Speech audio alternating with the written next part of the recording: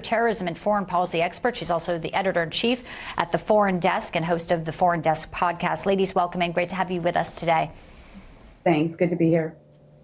It's incredible to see, some of the violence now outside embassies, U.S. embassies, Israeli embassies. But specifically, when we look at how the media covered this, CNN, AP, New York Times, Reuters, MSNBC all immediately reported the Hamas lie, saying, yes, it was an Israeli strike. And it just seems that there was no checking. There was no due diligence. It's like, oh, Hamas is going to tell us this and we're going to run with it. A terrorist organization. Lisa, your reaction to how this played out and how incendiary it has now become, as we see in the hours since.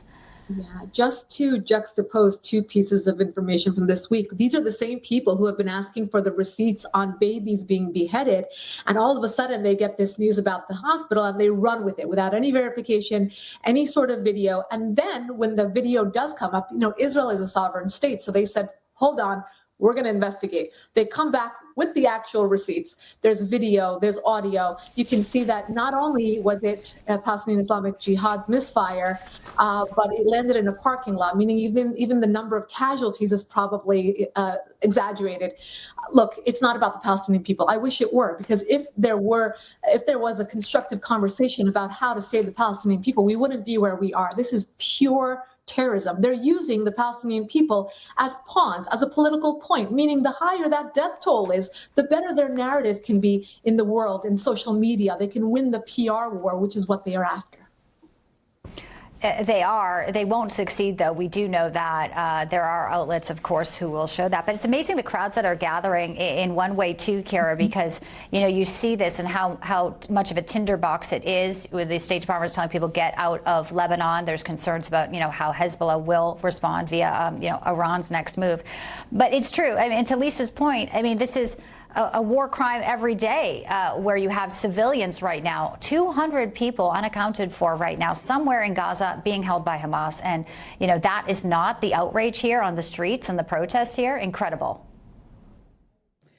To me, it is a tragic sign of just how far we have fallen in the Republic of the United States. And it's another symptom of unfettered, unchecked immigration. Now, I'm sorry if that sounds a little bit cruel, but we gave up on assimilation a long time ago. We thought it was a bad idea. And now, look, the barbarians are at the gate. These are not American values. We don't go out and protest our allies. We don't go out and support the murder of children and the kidnapping of hostages in the name of political terrorism. That's not what we do in America. We fight those things. And so to have these people on our shores, bearing our citizenship, under our flag, protesting at our embassies, I find it absolutely outrageous, but also deeply, deeply disturbing that we are in a moment in America where this is actually normal.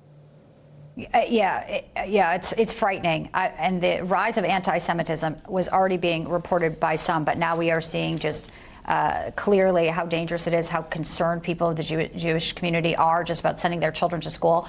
Final question to you, Lisa. Senator Tom Cotton is calling for immediate deportation of foreign nationals who support Hamas. Is that something you'd get behind?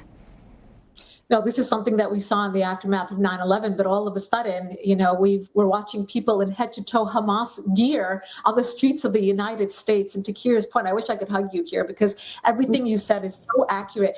These are not only either they're of certain descent, immigrants into the United States, or spoiled, to use their own word, privileged American students who could not summarize the Israeli-Palestinian conflict in 2 sentences if their lives depended on it. And all of a sudden they're picking up these hateful terms. There has to be consequences, whether we use cancel culture on these professors who are calling these attacks exhilarating and exciting and awesome. At Columbia University, the professor called it awesome. There have to be consequences to supporting a terror organization.